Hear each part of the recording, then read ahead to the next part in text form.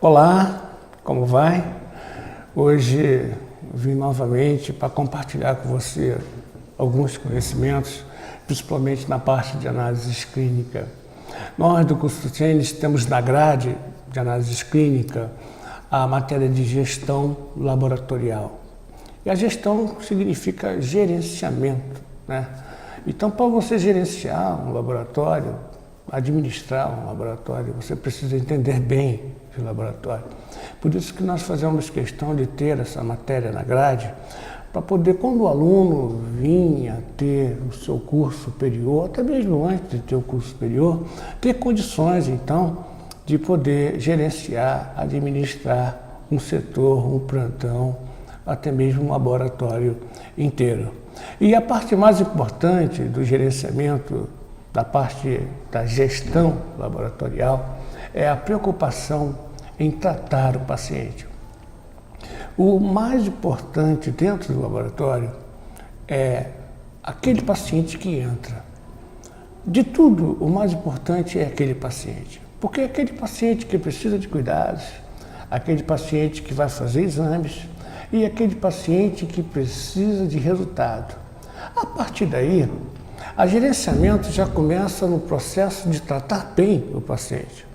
Você se sente bem aonde você é bem tratado.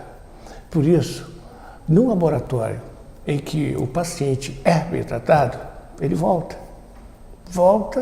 e fica apaixonado pelo laboratório, porque ele é bem tratado. Então, nessa parte de gerenciamento, a gente costuma lidar com seres humanos, com pessoas, e geralmente ninguém vai ao laboratório para brincar. Vai sempre porque está ainda com questões de doença, de investigação, de diagnóstico, até mesmo tumores benignos ou malignos, algumas coisas como essas. E por essas questões é que nós nos preocupamos com a parte do gerenciamento. Porque o gerenciamento precisa treinar muito bem o povo da recepção, aqueles colaboradores da recepção.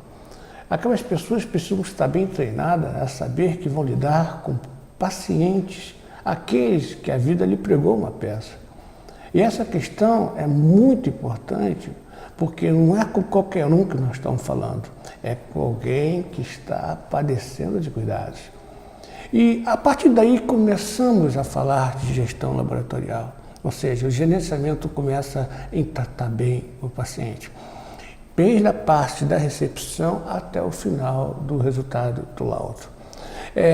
A parte da recepção é muito comum quando nós falamos em atender o paciente, e tem algumas empresas que não dão treinamento a funcionários. Eu acredito que seja um erro.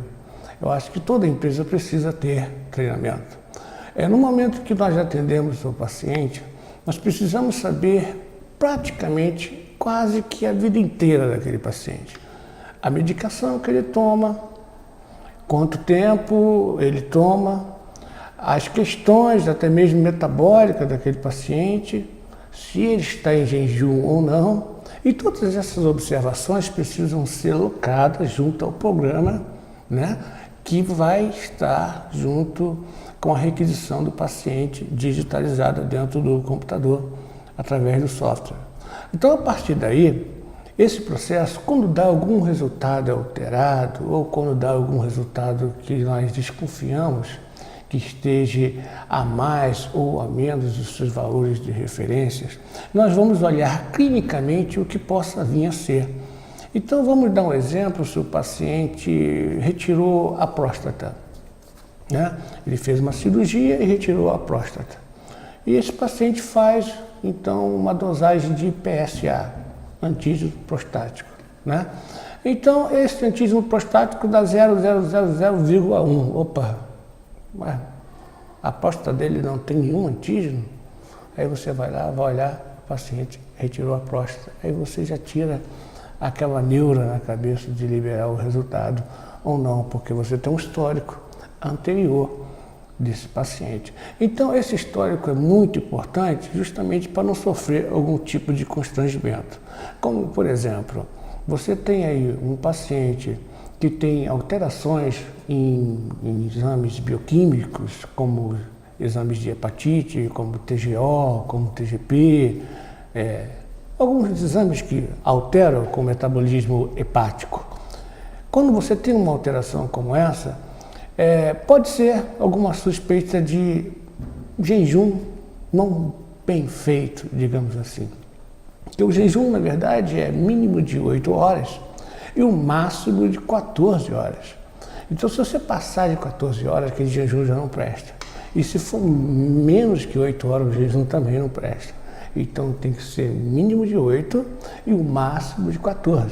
Então, nesse mínimo de 8, nesse máximo de 14, se por acaso o paciente toma o café da manhã e vai para o laboratório, aí você pergunta, o senhor está em jejum? Ele vai dizer sim, mas, infelizmente, às vezes o paciente não quer falar a verdade porque ele vai achar que você vai prejudicar o exame dele.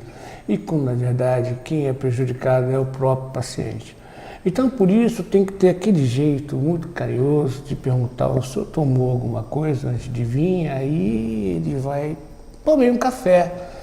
Bom, infelizmente, o paciente não está em jejum, né? Ele, se está em jejum, ele não pode fazer o exame.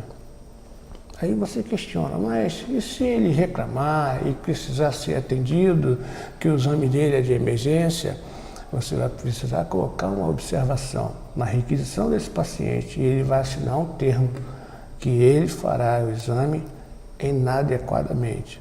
Mas quando o médico for reclamar com o laboratório, você já tem ciência em pautas e documentos assinados por ele que esse paciente não estava devidamente em jejum. Ok? Obrigado.